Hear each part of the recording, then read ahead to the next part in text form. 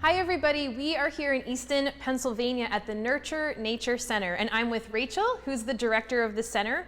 Rachel, this place is huge and you have so much stuff going on. Can you tell us, what is it?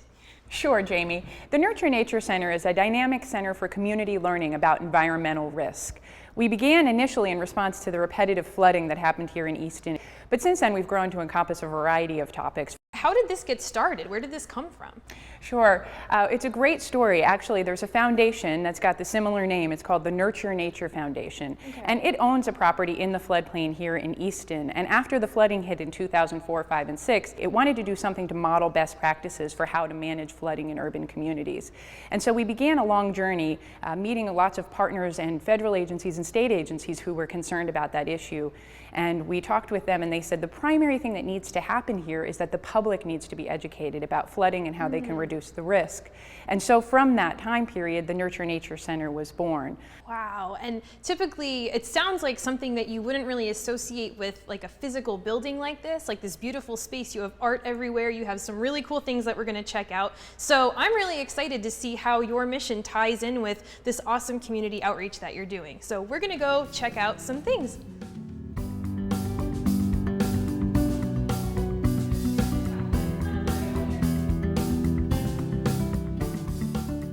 So Rachel, right now we're in a space that people may not typically think they would find in a center like this. We're in an art gallery. So can you tell us about the art gallery and this beautiful work? Sure, Jamie. This is one of several art galleries we have here at Nurture Nature Center. This is the main art gallery, and we have new shows that rotate in quarterly here. And art is a primary component of what we do here at Nurture Nature Center. We use science, art, and dialogue as different mechanisms to engage the community in addressing these local environmental risks that are of importance. One of the things I think we do with art that's really important, though, is that we have a lot of community-generated art. We have community art workshops where we invite the community to come in and produce their own art in response to questions that we have posed. We have a beautiful mural in our main staircase that is Earth is Art, and the community came together in a few Saturday mornings and did aerial views of places that were dear to their heart. So we have about 28 people who participated, ages 3 to 79, including my little girl. It's a really key mechanism for how we engage the community here at Nurture I love too that it's, you know, a lot of people think that you kind of have like a sciencey sort of brain or like a really creative, arty kind of brain, and you're really merging those two things and making it accessible to everybody, and that's awesome. Yeah. Our staff is really great that way because we have a science director and an art director, but each of them have extensive science and art backgrounds and are writers and artists, and so we're really trying to bring a fuller description to what it means to care about environmental issues. It doesn't just only mean one particular thing.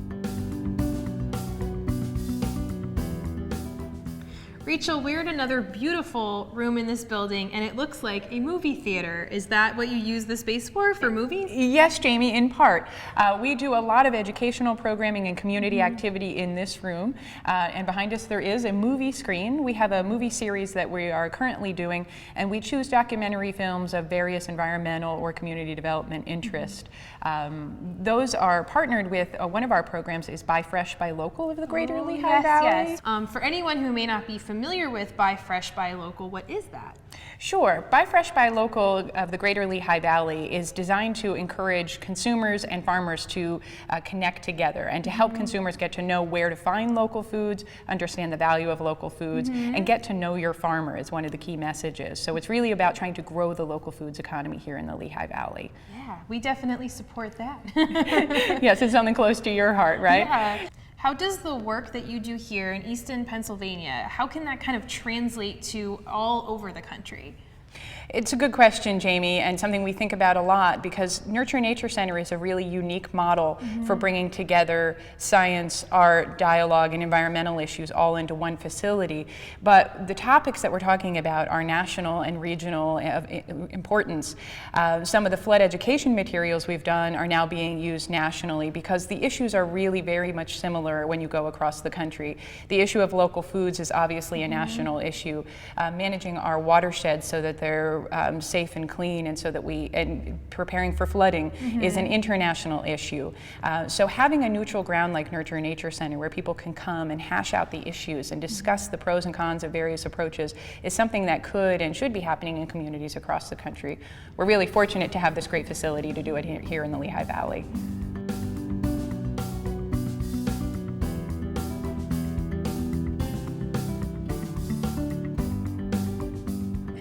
So Rachel, in case you didn't know, there's a giant Earth behind us right now. What is this amazing thing?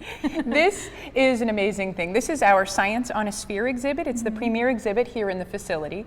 It was installed by the National Oceanic and Atmospheric Administration, and they designed it as the fantastic teaching tool about Earth and space science. So this sphere can show hundreds of visualizations of various Earth and space science topics. What we're looking at now is called the blue marble, and this is a color-correct vision of the Earth as seen from space. So if you were an astronaut, this is what the Earth would look like.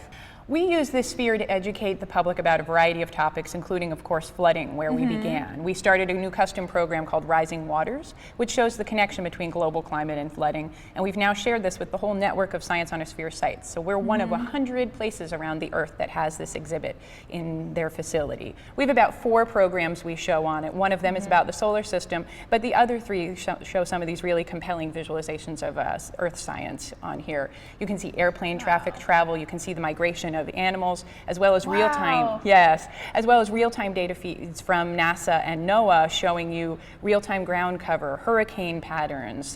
We were able to get Hurricane Sandy up here and have a meteorologist from National Weather Service come and show us what happened with Hurricane Sandy and then describe it from a meteorological standpoint. Wow. So it's a really compelling and fascinating way to draw people in.